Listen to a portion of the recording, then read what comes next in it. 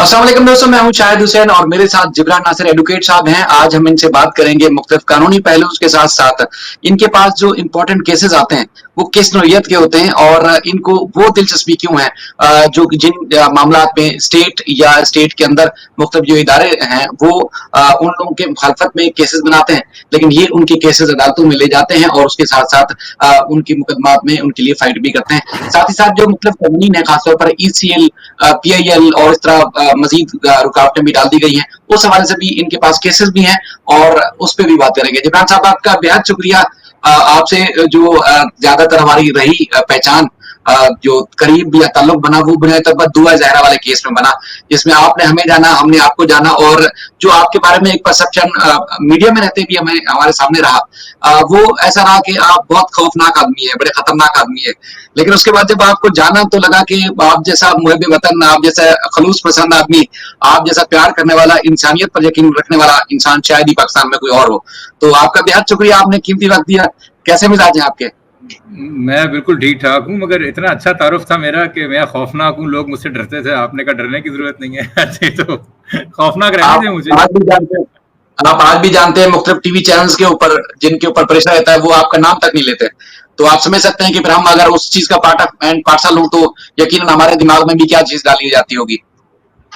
नहीं, हम इतने जरूरी भी नहीं है कि हमारा नाम लिया जाए। मुझे इस बात का कोई शिकवा नहीं है, नहीं लेते तो ना सही। मालकान की भी, मीडिया की अपनी मजबूरी है, एंकर्स की भी मजबूरी है। मैं खामखा किसी के रिस्क के मामले के अंदर क्यों खलल डालूं? बिल्कुल। अच्छा जिब्रान साहब, सबसे पहले अगर हम आपके पास ऐसे केसेस क्यों आते हैं, उस पे जाने से पहले हम ये बात करें, ये ECL क्या चीज है?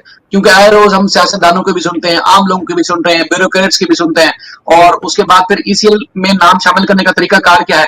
क्या अदालतों में जब इस तरह के केस आप ले जाते हैं तो रिलीफ मिल भी रहा है या नहीं मिल रहा? देखिए, अगर किसी इंसान ने दर हकीकत कोई जुर्म किया है और जुर्म करने के बाद वो फरार इख्तियार करना चाहता है, तो वसाइल के हवाले से वो मुल्क के अंदर भी छुप सकता है, वो शहर के अंदर भी छुप सकता है, और अगर ज़्यादा वसाइल हैं तो वो किसी और मुल्क भी जा सकता है, यूरोप चला जाए, अमेरिका चला जाए, दुबई चला जाए। तो मेरे ख्याल में इसमें तो कोई मुज़ायका नहीं है कि रियासत के पास ये इख्तियार होना चाहिए कि अगर किसी इंसान पे जुर्म है और वो एब्सकॉन्ड करने की कोशिश कर रहा है तो आप उसे मुल्क से बाहर जाने से रोकें, सिर्फ इसलिए ताकि उसे अदालत के सामने पेश किया जा सके और अदालत इस बात का फैसला करे, फिर वो बेल अप्लाई करे और बेल लेके अदालत की इजाज़त से अगर मुल्क से बाहर जाना चाहता है, छोटी रख के, तो चला जाए। तो हमारे यहाँ एक ऑर्डिनेंस है, exit from Pakistan control ordinance, जो कि आया था 1981 के अंदर, और उसके बाद जो है हमारे पास रूल्स इसके आए हैं 2010 में। तो ये ऑर्डिनेंस की जो अपनी लैंग्वेज है वो तो ये कहती है कि जी आप बग़ैर किसी को बताए, उसको पावर दे दी गई है गवर्नमेंट को कि वो प्रोहिबिट कर सकते हैं किसी भी शख्स को या ग्रुप ऑफ पीपल को कि वो पाकिस्तान से बाहर किसी और डेस्टिनेशन में जाना चाहें तो वो ना जा सकें। इसके कहते हैं रिगार्डलेस ऑफ द फैक्ट कि उनके पास वैलिड वीज़ा और वैलिड टिकट है कि नहीं। तो टेक्निकली अगर आपके पास वैलिड पासपोर्ट है, वैलिड वीज़ा है, वैलिड टिकट है, आप ह्यूमन ट्रैफिकिंग में नहीं हैं, आप कुछ स्मगल नहीं कर रहे, आप असाइलम सीकिंग नहीं किसी धोखे के ज़रिए कर रहे, आप किसी दूसरे मुल्क का बॉर्डर गैर कानूनी तौर पे नहीं क्रॉस कर रहे, तो आपको इख्तियार होना चाहिए कि आप ये काम कर सकें। मगर उन्होंने कहा कि जी बेशक वैलिड डॉक्यूमेंट्स हम रोक सकते हैं, और कानून में उन्होंने ये लिख दिया कि जो सेक्शन 2 है इसका ऑर्डिनेंस का, कि ज़रूरी नहीं है कि ये ऑर्डर करने से पहले उस इंसान को जिसके ऊपर आप ये लगा रहे हैं रिस्ट्रिक्शन, उसको अपॉर्चुनिटी ऑफ हियरिंग दी जाए, उससे पूछा जाए कि भाई हम तुम पे एक काम करने चाह रहे हैं कि नहीं।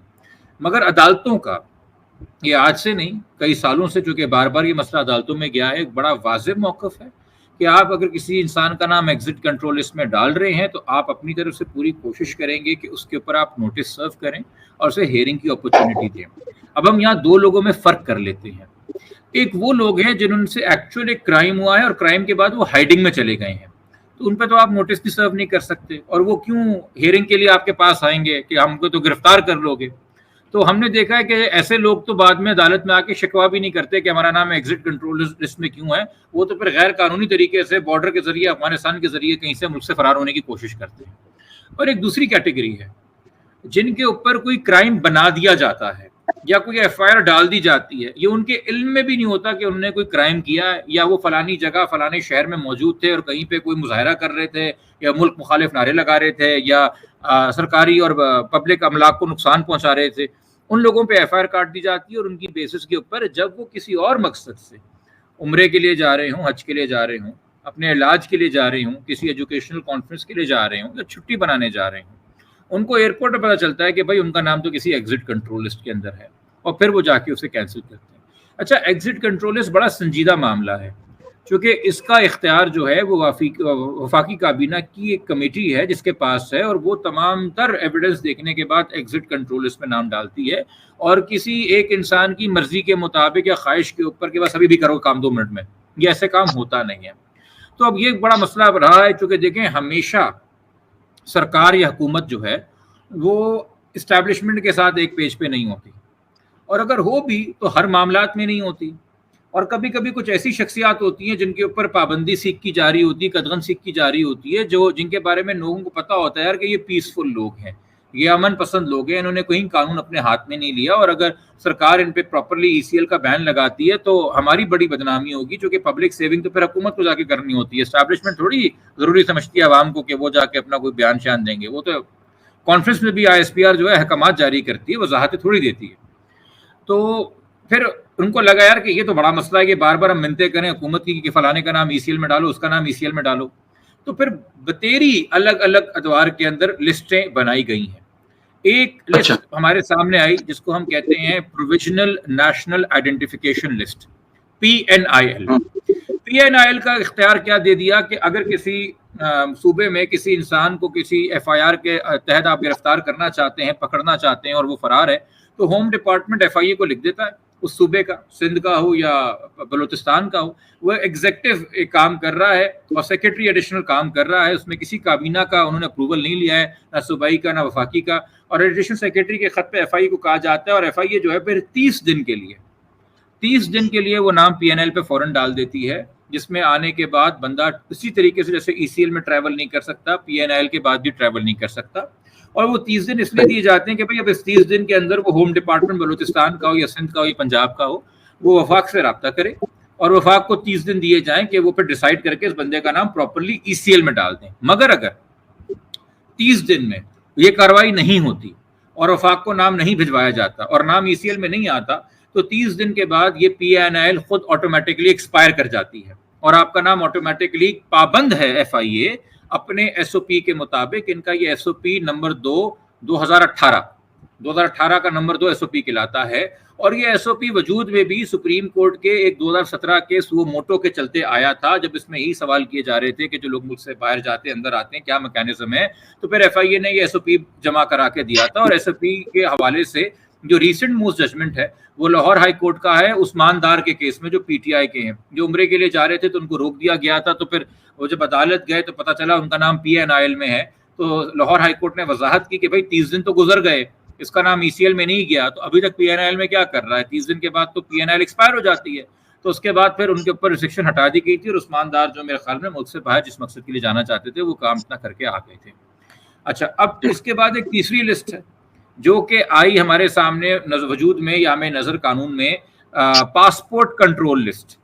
یہ پاسپورٹ کنٹرول لسٹ آئی ہے پاکستان میں، آئے ہمارے پاسپورٹ کنٹرول رولز 2021، ان کے چلتے جو ہے اس کے جو رولز آئے ہیں، اس کا ہمارا جو سیکشن ہے پاسپورٹ کنٹرول کا، میں آپ کو اگر اس وقت ساتھ ساتھ دیکھ رہا ہوں تو بتا دوں تاکہ میں مس کوٹ نہ کروں اسے۔ جی، رول 22 ہے پاسپورٹ کنٹرول لسٹ کا، جس میں فیڈرل گورنمنٹ کو یہ اختیار دے دیا گیا ہے کہ نہ صرف جو بندہ پاکستان سے باہر جا رہا ہے بٹ باہر سے جو ہے پاکستان میں آ رہا ہو، انٹری ٹو اینڈ فرام، کہ جب بندہ رپورٹ کرے گا امیگریشن ڈیسک کے اوپر تو سسٹم بتا دے گا کہ بھائی اس بندے کا نام پاسپورٹ کنٹرول لسٹ میں ہے، اور یہ ٹیکنیکلی آپ کا پاسپورٹ جو ہے ڈی ایکٹیویٹ کر دیتے ہیں، ان ایکٹیو کر دیتے ہیں، اس پاسپورٹ کو سمجھا جاتا ہے کہ اب یہ ٹریولنگ پرپز کے لیے یوز کرنے کے قابل نہیں رہا۔ تو وہی ایفیکٹ ہوتا ہے جو کہ ای سی ایل کا ہے یا پی این آئی ایل کا ہے، اور اگر آپ کا نام پاسپورٹ کنٹرول لسٹ میں ہو تو آپ کو نیا پاسپورٹ بھی ایشو نہیں کیا جاتا، وہ بھی ایک بڑا مرحلہ آپ کے پاس ایک آ جاتا ہے۔ اچھا، اب اس میں جو ہے پاسپورٹ کنٹرول لسٹ میں جب نام کسی کا ڈالا جائے گا تو اس کو نیا پاسپورٹ دینے کی فیسلٹی بھی ریجیکٹ کر دی جائے گی، اور اس کو اگر کوئی ایگزسٹنگ پاسپورٹ ہے تو وہ ڈی ایکٹیویٹ کر دیا جائے گا. اور 2 لوگوں کی کیٹیگریز ڈیفائن کی گئی ہیں جو بڑی ویگ ہے قانون میں. کیٹیگری اے ہے کہ کوئی بندہ اینٹی اسٹیٹ ایکٹیویٹی کے اندر ملوث ہو.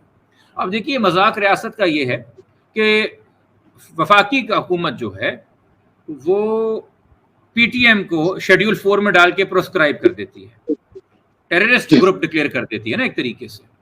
پر اسی پی ٹی ایم کے ساتھ ان کا خیبر جرگہ امن سے کیا جائے تو نہ صرف وزیر اعلیٰ خیبر پختونخوا مگر گورنر جو وفاق کے نمائندے ہیں, گورنر پختونخوا, وہ خود جا کے وہاں پہ سیکیورٹی ارینجمنٹس دیکھ رہے ہیں, ان سے ملاقاتیں کر رہے ہیں اور میٹنگ کر رہے ہیں. تو آپ کو تو یہ سمجھ ہی نہیں ہے کہ بھائی سامنے والا دہشت گرد ہے یا سامنے والا اسٹیک ہولڈر ہے.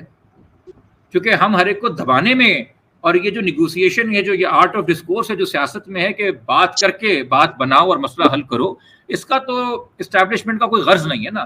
وہ تو صرف ڈنڈا چلانا جانتے ہیں, تو وہ ڈنڈا چلاتے تو کہتے ہیں بس پابندی پابندی پابندی لگا دی جائے. تو آپ مجھے بتائیں منظور پشتین اینٹی اسٹیٹ ایکٹیویٹی کر رہا ہے یا وہ منظور پشتین جس سے وزیر اعلیٰ جا کے ملتے ہیں, گورنر جا کے ملتے ہیں اور کہتے ہیں ان کی ہر ایک ڈیمانڈ اسمبلی میں کھڑے ہو کے مانیں گے, وہ پرو اسٹیٹ ایکٹیویٹیز کر رہا ہے. یہ کنفیوژن آپ نے پیدا کر دی نا.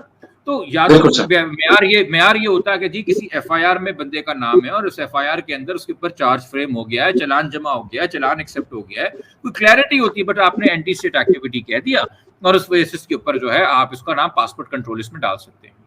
کیٹیگری 20 کے اندر یہ ہے وہ لوگ جن کو پاسپورٹ ریفیوز کیا جا رہا ہے ادر دین اینٹی اسٹیٹ ایکٹیویٹی. ایسے لوگوں کے نام ڈالے جائیں گے کسی ایجنسی کی ریکمنڈیشن پہ یا کسی ڈپارٹمنٹ کی ریکمنڈیشن پہ. اس میں ہم تصور کریں گے کہ بھائی ان کا نام جو ہے وہ کسی ایف آئی آر میں آیا ہوگا, تبھی کوئی ڈپارٹمنٹ یا گورنمنٹ ایجنسی جو ہے وہ لکھ رہی ہوگی.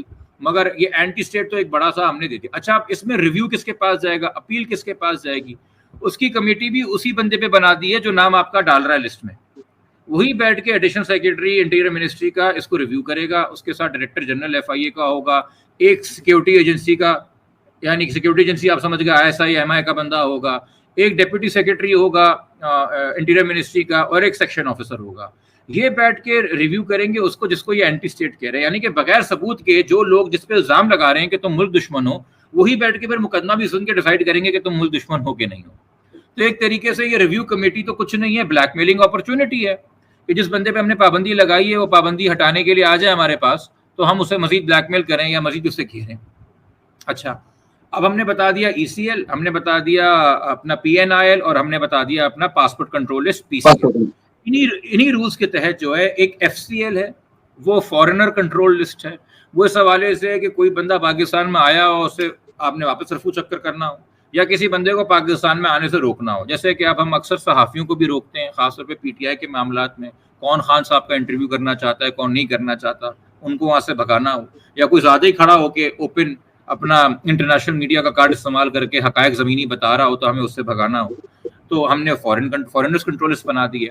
اچھا میں ای سی ایل کے حوالے سے ذرا آپ کو بتا دوں کہ ہمیں گراؤنڈز میں نے ای سی ایل کے نہیں بتائے تھے. ای سی ایل کے جو گراؤنڈز ہیں وہ یہ ہے کسی انسان کے اوپر کرپشن کا الزام ہو, مس یوز آف پاور کا الزام ہو اتھارٹی استعمال کرتے ہوئے, جس میں اس نے گورنمنٹ کے فنڈز اور گورنمنٹ کی پراپرٹی امبیزل کر لی.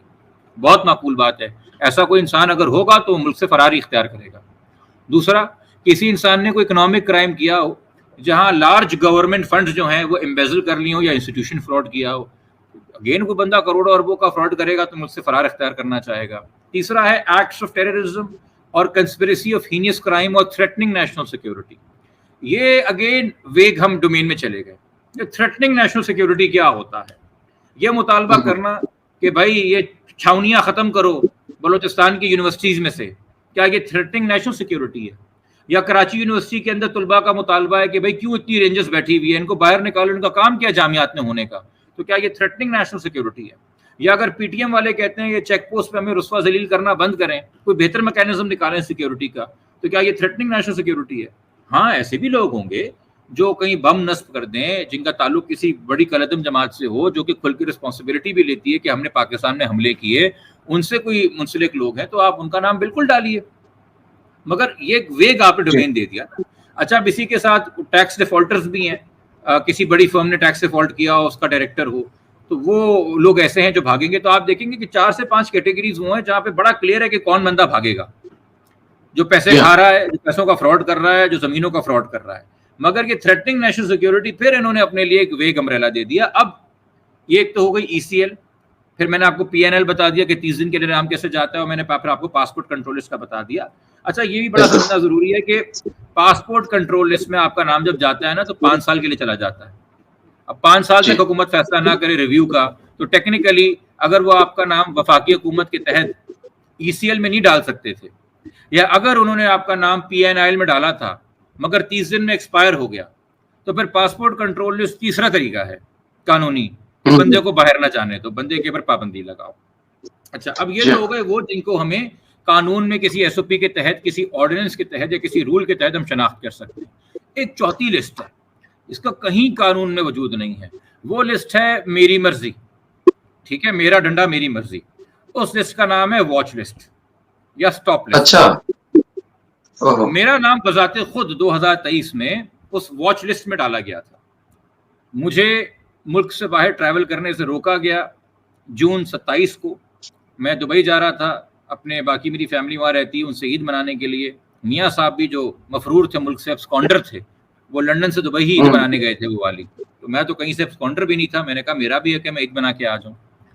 تو مجھے اور میرے اہل خانہ کو روکا گیا, اور پھر ہم جب وہ کیس عدالت میں لے کے گئے تو FIA نے آ کے ایک خط دکھایا جو کہ on behalf of DG ISI issue کیا ہوا تھا, جس میں میرے اور میرے خاندان کے افراد کے نام ڈال کے لکھا ہوا تھا کہ یہ واچ لسٹ میں ہے. واچ لسٹ کا مطلب یہ ہوتا ہے کہ جب یہ بندہ آپ کو امیگریشن کاؤنٹر پہ ملے تو ہمیں فون کر کے بتاؤ کہ آیا ہے.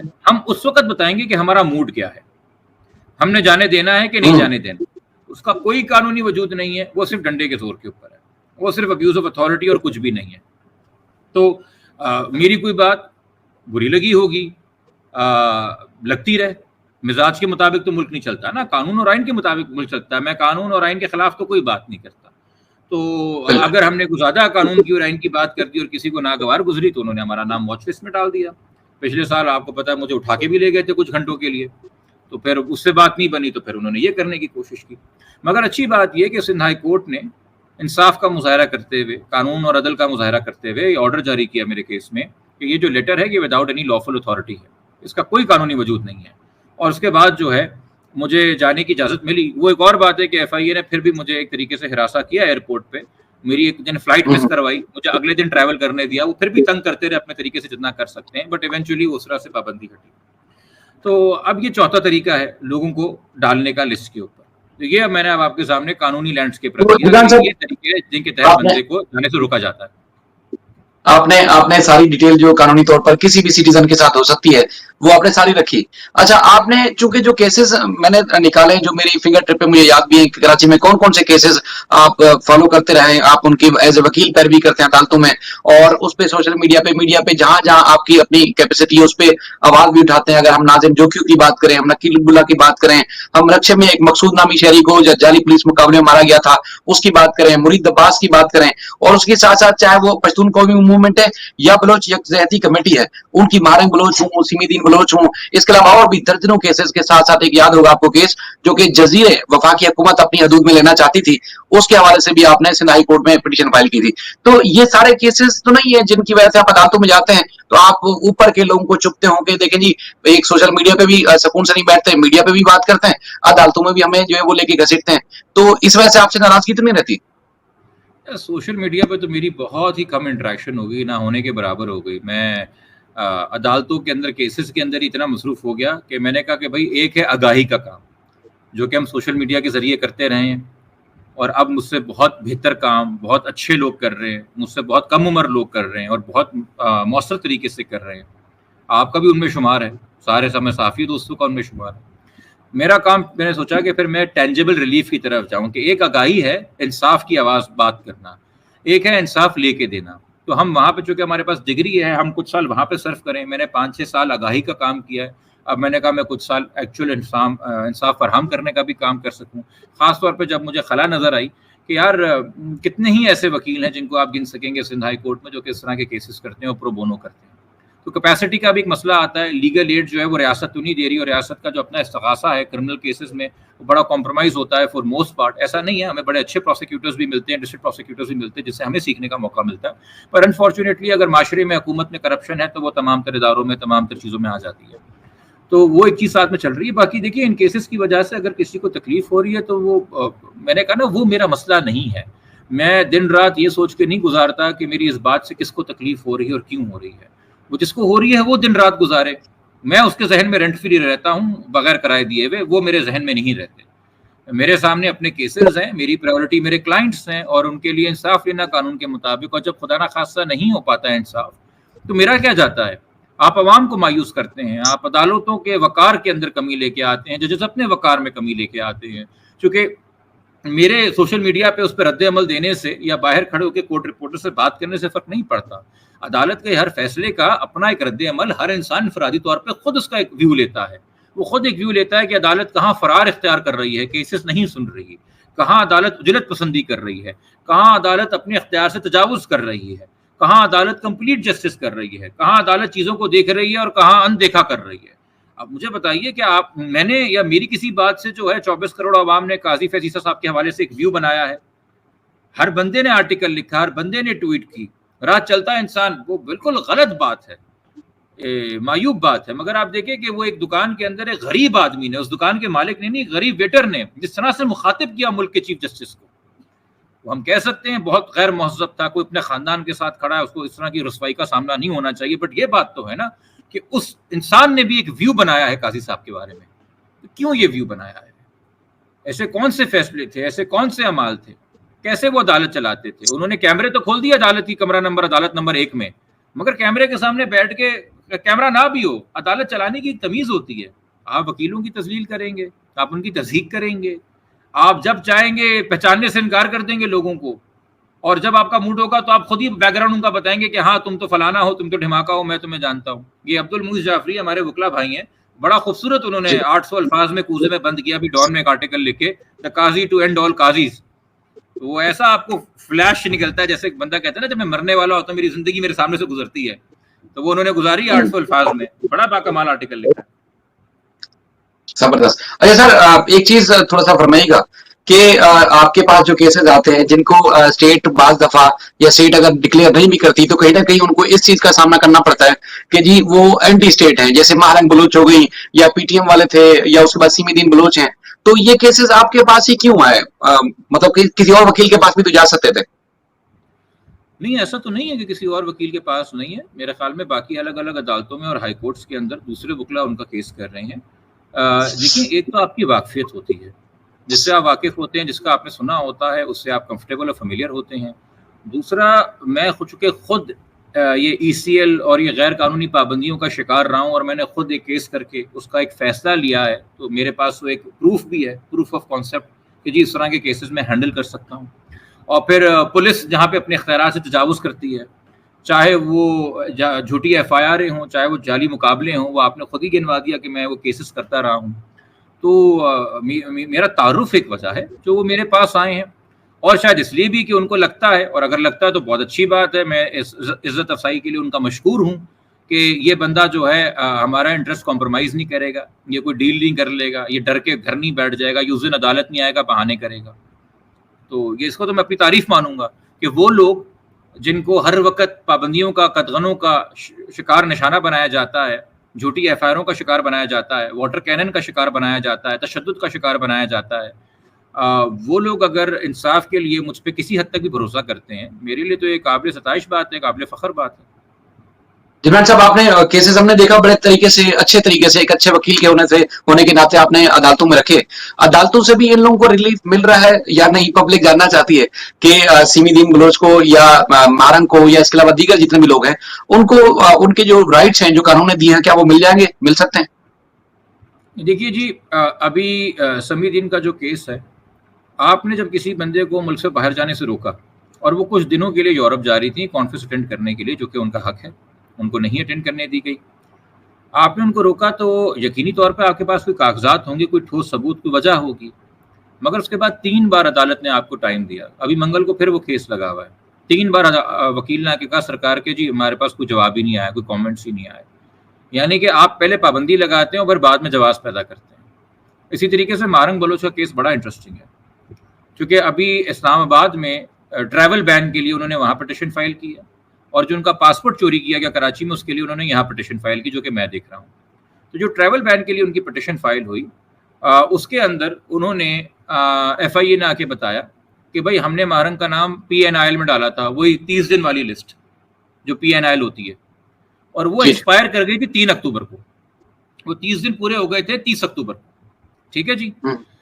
اب 7 اکتوبر کو ٹریول کر رہی ہے ماہرنگ, یعنی کہ 7 اکتوبر کو جس وقت وہ جہاز بورڈ کرنے والی تھی ان پہ کسی قسم کی کوئی قانونی جائز ناجائز, وہ ایک اور بات ہے کہ پی این ایل میں بھی نام ٹھیک تھا کہ غلط تھا, کوئی پابندی نہیں تھی. ان کو بغیر کسی قانون اور آئین کے اس کے گراؤنڈ کے روکا گیا. اچھا, اب جب وہ باہر نکلی 5 گھنٹے بعد ایئرپورٹ سے, تو روکنے والوں کو یہ تو سمجھ میں آ گیا یار یہ پھر ٹریول کرے گی, یہ ہائی کورٹ جائے گی, اس کے پاس ویلڈ پاسپورٹ بھی ہے, تو کیوں نہ اس کا پاسپورٹ چوری کر لیتے ہیں.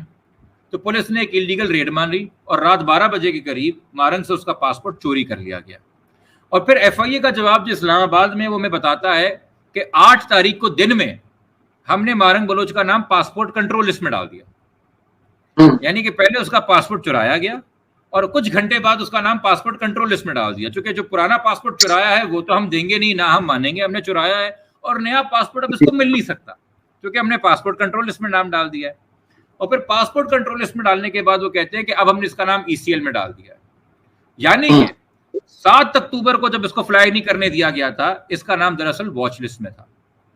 اس سے پہلے اس کا نام پی این آئی ایل میں 3 اکتوبر تک پی این آئی ایل میں تھا, 7 اکتوبر کو وہ ان آفیشیل واچ لسٹ میں تھا, پھر یہ چلا گیا پاسپورٹ کنٹرول لسٹ میں, اور اب چلا گیا ای سی ایل میں. اب مجھے بتائیے ماہرنگ بلوچ نے کون سے بڑے جرم کیے ہیں, کون سا اربوں روپیہ وہ قوم کا کھا گئی ہے, کون سے اس نے لشکر کھڑے کر دیے ہیں ملک کے خلاف, کدھر جا کے وہ ٹوٹ پھوٹ گئی ہے.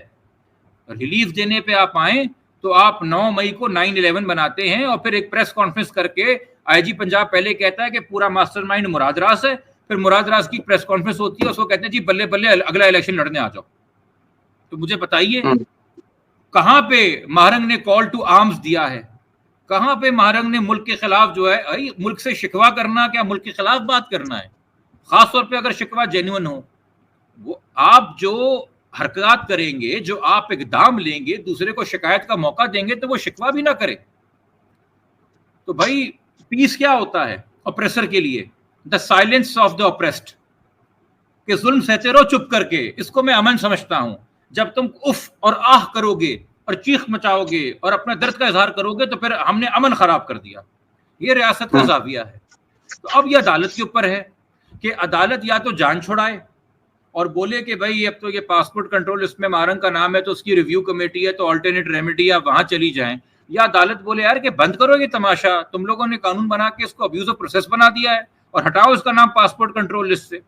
تو یہ موقع اسلام آباد ہائی کورٹ کے پاس بھی جہاں ایک پٹیشن ہے, اور یہ موقع کچھ حد تک جو ہے سندھ ہائی کورٹ کے پاس بھی ہے جہاں پٹیشن ہے. عمران صاحب, کہیں آپ کو ایسا فیل ہوا کہ شاید اسٹیٹ سمجھتی ہو, ریاست سمجھتی ہو کہ ماہرنگ بلوچ یا اس کے بعد سیمی دین بلوچ یہ ملک سے باہر گئے تو یہ پاکستان کے خلاف یا پاکستانی اداروں کے خلاف کوئی اسپیچ کریں گے تو پاکستان کی بدنامی ہوگی, اس لیے ان کو روکا جائے, کوئی ایسا تاثر کہیں ملا آپ کو؟ دوبارہ آپ کی آواز کٹ گئی تھی, سوال ریپیٹ کیجیے گا. جیسے یہ تاثر دیا گیا ہو یا یہ تاثر مل رہا ہو کہ سیمی دین بلوچ ہوں یا ماہرنگ بلوچ ہوں وہ ملک سے باہر جاتی ہیں, وہاں پاکستان کے اداروں کے خلاف یا پاکستان کے خلاف کوئی اسپیچ کرتی ہیں تو پاکستان کی بدنامی ہوگی, اس لیے ان کو روکا جائے کہ وہ پاکستان سے باہر نہ جا پائیں, کوئی ایسا کہیں تاثر ملا آپ کو؟ یار آپ عجیب بات کر رہے ہیں. میں اس وقت آپ سے اپنے گھر میں بیٹھا ہوا ہوں, آپ اپنے گھر میں بیٹھے ہوئے ہیں, ایک انٹرنیٹ ہے نا. میں اگر ابھی جا کے استنبول میں بیٹھ جاؤں تب بھی اسٹریم یارڈ ہو جائے گا آپ کے ساتھ, میں نیو یارک چلے جاؤں تب بھی ہو جائے گا. تو جس نے باتیں کرنی ہیں اس کو وہاں پہ فزیکلی جانے کی ضرورت ہے. بھائی دونوں افراد کو ایوارڈ ملا تھا سال کے شروع میں, ایک کو فرنٹ لائن ڈیفینڈرز نے دیا تھا, defenders at risk for the year 2024. دنیا میں انہوں نے ان ایکٹیوسٹ کا انتخاب کیا جو کہ جان پہ کھیل کے حق کی آواز بلند کر رہے ہیں. سمی دین کو چونکہ ایوارڈ ملا تھا اس لیے ان پرسن آنر کرنے کے لیے بلایا گیا, کیونکہ اس کے لیے صرف کانفرنس نہیں کرنی تھی, ان کو آنر کرنا تھا. اسی طرح ماہرنگ کا نام جو ہے وہ ٹائمز نے گلوبل 100 نیکسٹ جنریشن لیڈرز کے اندر موسٹ انفلوئنشل لیڈرز میں دیا, تو ان کو آنر کرنے کے لیے بلایا تھا. ورنہ مجھے آپ ایک بات بتائیں, ماہرنگ ہوں, سمی ہوں, منظور ہوں, کوئی اور ہوں, وہ تو یہاں سے بیٹھ کے بھی بات کر لیتے ہیں. یار یہ اڈیالہ جیل کے اندر ایک انسان ہے عمران خان, شاید آپ نے نام سنا ہو. جی بالکل سر. ان کے آرٹیکل چھپ رہے ہیں باہر کے ملکوں کے اندر ان کے نام سے, یاد ہوگا آپ کو. تو کیا کیسے چھپ رہے ہیں؟ کیسے چھپ رہے ہیں؟ کیا انہوں نے اپنے قلم سے لکھ کے بھیجے؟ بھائی وہ وکیل گیا ہوگا, وکیل کو انہوں نے خلاصہ بتایا ہوگا, اپنے الفاظ بتائے ہوں گے, یا کسی پارٹی کے بندے کو بتائے ہوں گے, اس نے آگے جا کے میڈیا سے کیا ہوگا. یہ تو تاریخ ہے پرانی کہ جن پہ پابندیاں ہوتی ہیں, قید ہوتی ہیں, ان کو ان کی بات سننے کے لیے لوگ خود ان تک پہنچ جاتے ہیں. ایسی کون سی جگہ کراچی میں, مجھے ایک بات بتائیے, عدالت ہے نا جو گارڈین ہے کانسٹیٹیوشن کی, ایسا ہی ہے, اور عدالت وکیلوں کے بغیر کچھ نہیں ہے. وکیل آفیسرز آف دا کورٹ ہیں, وکیل ہیں جو عدالت کے اندر پیروی کرتے ہیں مقدموں کی, اور عدالت کو اسسٹ کرتے ہیں اور دلائل دیتے ہیں اور جرا کرتے ہیں جس پہ عدالتیں فیصلہ کرتی ہیں. کراچی میں وکیلوں کی سب سے بڑی باڈی کون سی ہے؟ Karachi bar association. Karachi bar association نے کیوں مہمان خصوصی مارنگ بلوچ کو بلایا؟ وہ سمجھتے ہیں کہ وہ پازیٹیو کام کر رہی. تو یہ پھر مجھ سے شکایت کیوں ہے؟ پوری کراچی بار کا یہ ویو ہے کہ وہ حق اور انصاف کی بات کر رہی ہے, وہ عزت نفس کی بات کر رہی ہے, وہ خود مختاری کی بات کر رہی ہے, آٹونومی جس کو ہم کہتے ہیں اس کی بات کر رہی ہے, وہ فنڈامنٹل رائٹس اور ہیومن رائٹس کی پروٹیکشن کی بات کر رہی ہے. تبھی اس کو بلایا نا, تبھی اس کو آنر کیا ہے. اسی طریقے سے منظور پشتین ہے, ان کو جگہ جگہ باز نے بلا کے آنر کیا ہے. یہ ایسے جو لوگ ہیں جن کو کہا جاتا ہے یہ ملک کے بڑے دشمن ہیں, بڑے خلاف ہیں, یہ جس چوراہے پہ کھڑے ہوتے ہیں وہ 50,000 کا مجمع کیوں کھڑا ہو جاتا ہے؟ اور وہ لوگ جن کو ریاست پلکوں پہ بٹھاتی ہے اور کہتی ہے یہ ہمارا اثاثہ ہیں, وہ چاہے ہمارا کاکڑ صاحب ہوں جو 9 مہینے آئے تھے اور 10 سال تک جانے کا سوچ نہیں رہے تھے, وزیر اعظم بن کے, وہ سنجرانی صاحب ہوں یا وہ کوئی اور ہوں, ایسے لوگ بغیر سیکیورٹی پروٹوکول کے سڑک پہ کھڑے کیوں نہیں ہو سکتے؟ اور منظور پشتین اور مارنگ جیسے لوگ جب سڑک پہ کھڑے ہوتے ہیں تو عوام ان کی ڈھال بن کے کیوں کھڑی ہو جاتی ہے کہ کوئی ہاتھ نہیں لگائے گا؟ یہ 24 کروڑ عوام غدار ہے. مجھے ایک بات بتائیے, کون سی ایسی ایتھنیسٹی ہے جس میں مسنگ پرسن نہیں ہے؟ آپ نے بلوچ غائب کیے چونکہ غدار ہیں, آپ نے مہاجر غائب کیے چونکہ غدار ہیں, آپ نے سندھی غائب کیے چونکہ غدار ہیں, آپ نے سرائکی غائب کیے چونکہ غدار ہیں, آپ نے پنجابی غائب کیے چونکہ غدار ہیں, آپ نے پشتون غائب کیے چونکہ غدار ہیں, آپ نے جی بی سے بلتی ہمارے گلگتی دوست غائب کیے چونکہ غدار ہیں, آزاد کشمیر میں کشمیری غائب ہو گئے چونکہ غدار ہیں. بڑی بدقسمت ہے اس ملک کی ریاست, بڑا بدقسمت ہے اس ملک کا آرمی چیف, کوئی اس کا درد نہیں سمجھ رہا. 24 کروڑ غداروں کی حفاظت پہ کوئی کھڑا ہوا ہے تو مجھے تو سمپتی ہے اس کے لیے, کیونکہ محب وطن تو کوئی نہیں بچا. تو بھائی یہ آپ نے ایتنیسٹی کا بنا کے نا مسئلہ, پہلے آپ نے پوری بلوچ قوم کو بدنام کیا کہ جی یہ بلوچ سردار ہیں جو کہ ترقی نہیں چاہتے. سارے بلوچ سردار تو آپ کے ساتھ کابینہ میں بیٹھے ہوئے ہیں. اچھا, اور کراچی سے لے کے گوادر تک پوری مکران بیلٹ ہے جہاں ایک سردار نہیں ہے. وہاں کون سے آپ نے پیرس بنا دیے, کون سے آپ نے جو ہے وہ نیو یارک بنا دیا. تو یہ باتیں اب لوگوں کو سمجھ میں آتی ہے, عوام کو سمجھ میں آتی ہے. اور دیکھیں یہ ریسنٹ پاس کی بات ہے, نواز شریف کو عوام نے کب پسند کیا؟ جب اس نے کہا ووٹ کو عزت دو اور مجھے کیوں نکالا. جب وہ اس وقت کی اسٹیبلشمنٹ کے خلاف کھڑا ہوا تھا اور سول سوسائٹی سے پکڑ کے ان سے کہتا تھا مجھے اپنی کانفرنس میں بلاؤ, تو عوام مریم نواز کے آگے پیچھے ہوتی تھی, نواز شریف کے آگے پیچھے ہوتی تھی, اور عمران خان کی پاپولیرٹی کا سکوپ ڈاؤن جا رہا تھا. جب خان صاحب نے وقت کی اسٹیبلشمنٹ کو لڑکارا اور ووٹ کو عزت دو جو ہے وہ بوٹ کو عزت دو بن گیا, تو عوام جو ہے وہ نواز شریف کی شکل نہیں دیکھنا چاہتی اور عمران خان کے پیچھے مری جا رہی ہے. تو یعنی کہ عوام تو ان لوگوں میں جو ملک کے لیڈرز ہیں اپنے لیے ایک ویسل ڈھونڈتی ہے, اپنے لیے اپنی فرسٹریشن کو ایکسپریس کرنے کا ایک طریقہ ڈھونڈتی ہے, چونکہ عوام اس ملک میں جمہوریت کی خواہش مند ہے. عوام چاہتی ہے کہ بغیر کسی اثر و رسوخ کے, بغیر کسی انٹرفیئرنس کے, بغیر کسی انٹرونشن کے, بغیر کسی گیم میکنگ کے ایک فیئر اینڈ فری الیکشن ہو اور لوگ حکومت میں آئیں. بی بی شہید بھی تب مقبول تھیں, نواز شریف بھی تک مقبول تھا, اور آج عمران خان بھی مقبولیت کی عروج پہ اور بلندی پہ ہے جب وہ ڈیموکریسی کی بات کرتے ہیں اور اینٹی اسٹیبلشمنٹ سٹانس لیتے ہیں. تو پھر آپ یہ کلیئرلی ویو کر لیں کہ یہ عوام اس کو کندھوں پہ بٹھاتی ہے, پلکوں پہ بٹھاتی ہے, اس کا نعرے لگاتی ہے جو کہ ان کی امنگوں کی عکاسی کرتا نظر آتا ہے. کل کو پھر کسی وجہ سے مریم نواز زیر اعتاب آئیں گی تو یہ اینٹی اسٹیبلشمنٹ ہو جائیں گی, یا کسی وجہ سے یہ اینٹی اسٹیبلشمنٹ بات کریں گی تو زیر اعتاب آ جائیں گی, تو عوام پھر ان کے ساتھ کھڑے ہو جائے گی. بٹ ہمارے یہاں تو مس فارچون یہ ہے نا کہ عوام کو استعمال کیا جاتا ہے اپنے آپ کو ریلیونٹ کرنے کے لیے, اور پھر عوام کو بھول کے لوگ اپنی اپنی ڈیلیں بنا لیتے ہیں. تو یہ بار بار مایوس کیا ہے پیپلز پارٹی نے اور نون لیگ نے, اس لیے بہت حد تک ان کے اوپر سے عوام کا بھروسہ اٹھ چکا ہے. پی ٹی آئی چونکہ ایک فریش دور سے گزری ہے, پہلی بار حکومت میں آئی, پہلی بار حکومت سے نکالی گئی اور اب پہلی بار زیر عتاب ہے, تو عوام کی ان سے بہت زیادہ امیدیں بندھی ہوئی ہیں. تو یہ آنے والا وقت بتائے گا کہ یہ اونٹ کس کروٹ بیٹھے گا. صحیح. جبران صاحب ایک آخری سوال ہے, آپ کا ٹائم نے بہت زیادہ لے لیا. 26ویں آئینی ترمیم ہوئی, وکلا تقسیم نظر آئے, چیف جسٹس کی تقرری ہوئی, وہ جو سینئر جج تھے جن کو چیف جسٹس پاکستان بننا تھا ان کو نہیں بنایا گیا. آپ کی بحیثیت وکیل, ایک محب وطن پاکستانی, ایک ہمدرد پاکستانی کے ہونے کے ناطے آپ کے ذاتی جذبات کیا ہیں اس معاملے میں؟ یار یہ دیکھیں نا, محب وطن نہ بھی کہیں مجھے آپ اور ہمدرد نہ بھی کہیں مجھے آپ, عقل و دانش بھی کوئی چیز ہوتی ہے. ہمارے آئین کے اندر ایک کانسیپٹ ہے سپریشن آف پاورز کا, ٹھیک ہے. پارلیمان ہے مقننہ, حکومت ہے گورنمنٹ ایگزیکٹو, اور عدالت ہے جوڈیشری. یہ تینوں ایک دوسرے کے انفلوئنس سے آزاد رہیں گی تو ہی ایک دوسرے کے اوپر نظر رکھ سکیں گی, تبھی ایک دوسرے کو واچ کر سکیں گی.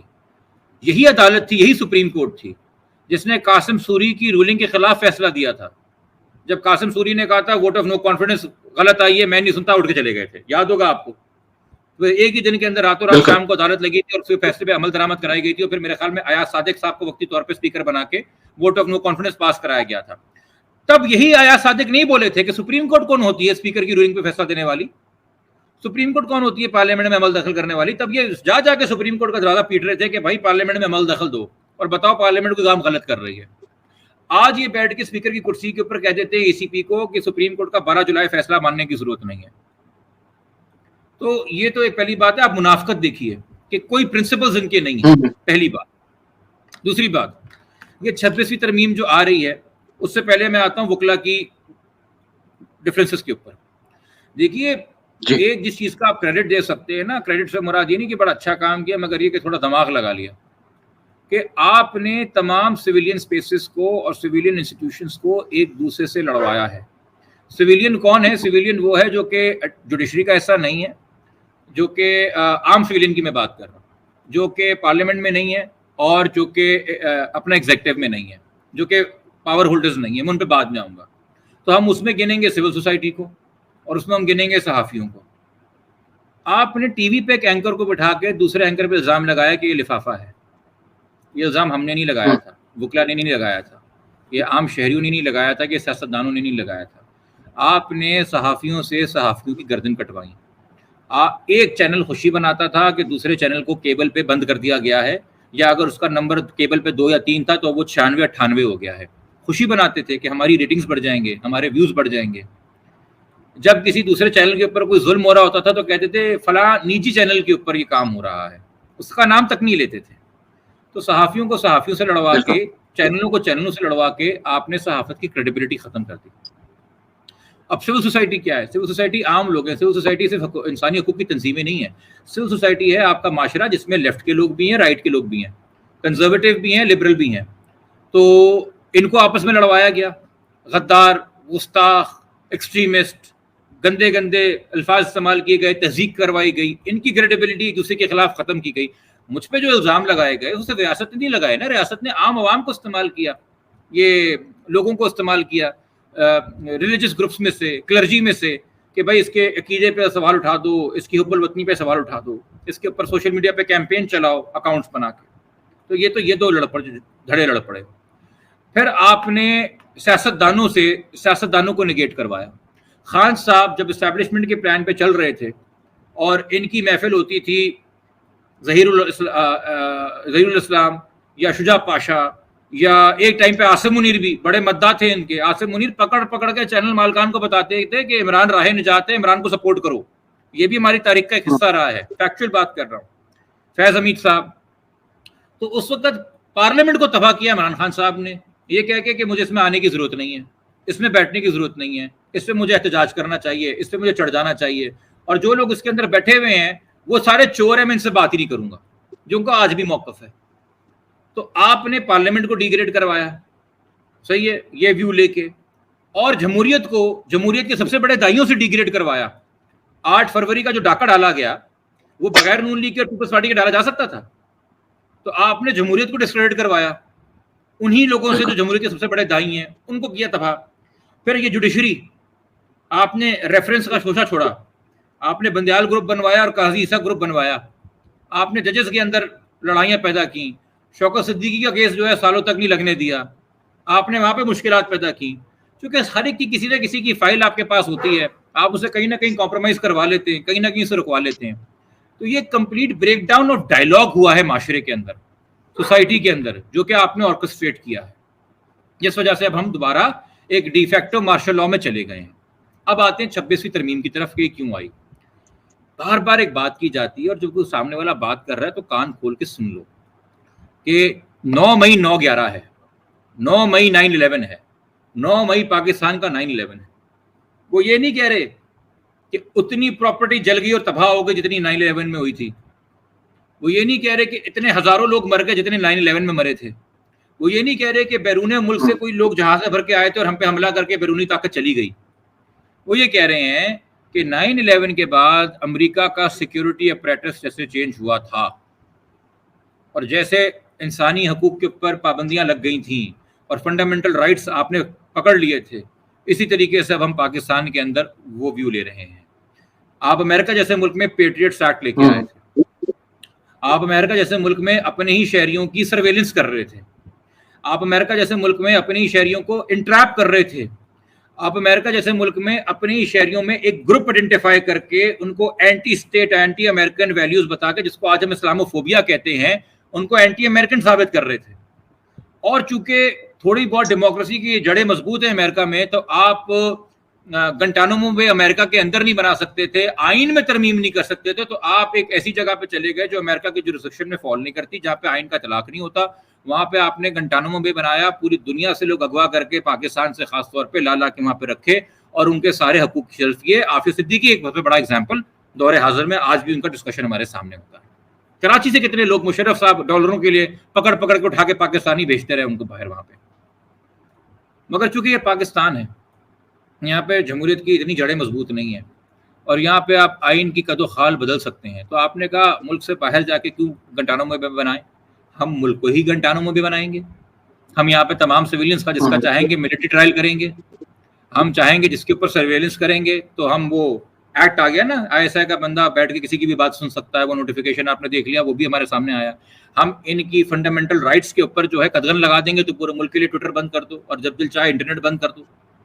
ہم ان کا فیئر ٹرائل کا رائٹ لے لیں گے, تو جب چاہو ان کو اٹھانے چلے جاؤ, ان کا گھر توڑ دو, یہ نہ ملے تو بیوی بچے اٹھا لو, کہ کسی طریقے سے ان کا اریسٹ ممکن بنوانا ہے اور کسی بھی قسم کی FIR ان کے اوپر کاٹ دو. یہ سارے کام آپ نے کیے. مگر کہیں نہ کہیں ایک پیلٹ سٹیج پہ جا کے, ایک سپیریئر سٹیج کے اوپر جا کے جوڈیشری جو ہے وہ کام نہیں کر رہی تھی جو کہ آپ کروانا چاہتے ہیں, جس کی سب سے بڑی مثال تھی اسلام آباد کے ان 6 ججز کا ہائی کورٹ کا خط. تو یہ ان 6 ججز کے ہائی کورٹ کے خط کا جواب ہے 26ویں ترمیم, کہ تم ہوتے کون, ہم تمہیں فٹ بال بنائیں گے, تمہیں یہاں سے وہاں پھینکیں گے, تمہیں لگتا ہے تم جج بن کے ہم پہ آرڈر چلاؤ گے, ہم تمہیں تمہاری اوقات بتائیں گے, تم کبھی چیف نہیں بن پاؤ گے, تم کبھی سینیورٹی نہیں لے پاؤ گے, تم سن ہی نہیں پاؤ گے وہ کیسز جہاں پہ تمہارا دل میں چلتا ہے کہ تم انصاف کرو. تمہیں 199 کی بینچ پہ نہیں بیٹھنے دیں گے. آئینی بینچ سپریم کورٹ کی ہو یا ہائی کورٹ کی ہو, جوڈیشل کمیشن تیار کرے گا جس میں ہم پارلیمنٹیرینز بٹھائیں گے لا کے. تو یہ آپ نے اس کا جواب دیا ہے. یار آپ آئسولیشن کے اندر رات کی تاریکی میں لا رہے تھے یہ 26ویں ترمیم, آج تک 26ویں ترمیم پہ بحث اسی تاریکی میں ہو رہی ہے. خدا کے واسطے دماغ کی بتی جلائیے, پچھلے 2 سال کا جائزہ لیجئے, چیزوں کو آئسولیشن میں نہ دیکھیے, چیزوں کو پراپر ویو میں دیکھیے. تو یہ پوسٹ 9 مئی کا پاکستان ہے جس میں پورا پاکستان گنٹانومو بے بنا ہے اور اس کو اس طریقے سے چلایا جا رہا ہے.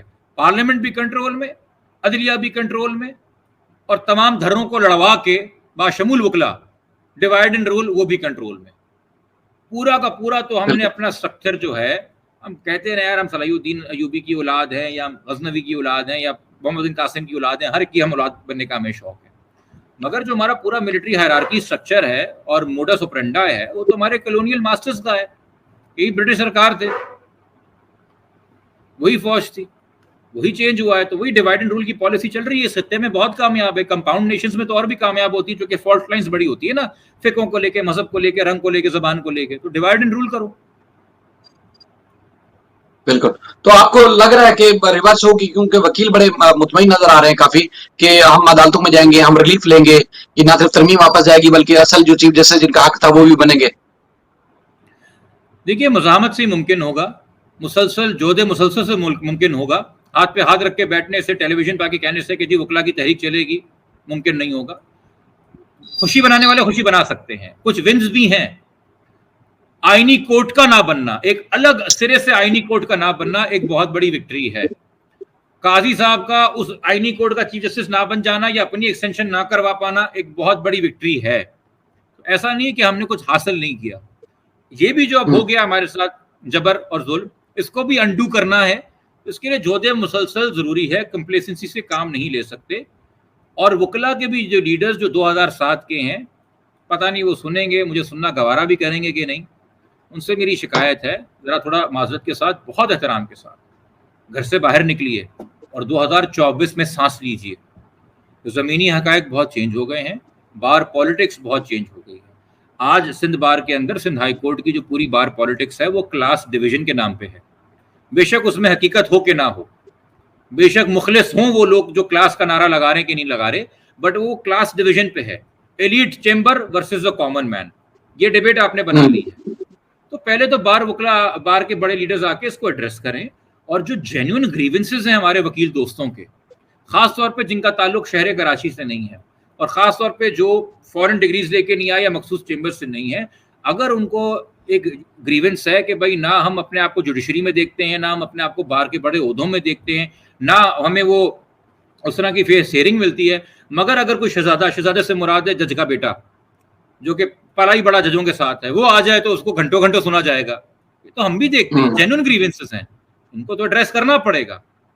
تو آپ پہلے انسان کو نظر تو آئے نا کہ آپ اس کی گریونسز بھی ایڈریس کرتے ہیں, اس سے پہلے کہ آپ اس سے بولیں کہ آؤ پہلی صف میں لڑو, میرے لیے سر کٹاؤ. تو تھوڑا اس کا بھی جائزہ لیں, اپنی صفوں کے اندر بھی اتحاد پیدا کریں, اور پھر جودے مسلسل بھی جاری رکھیں.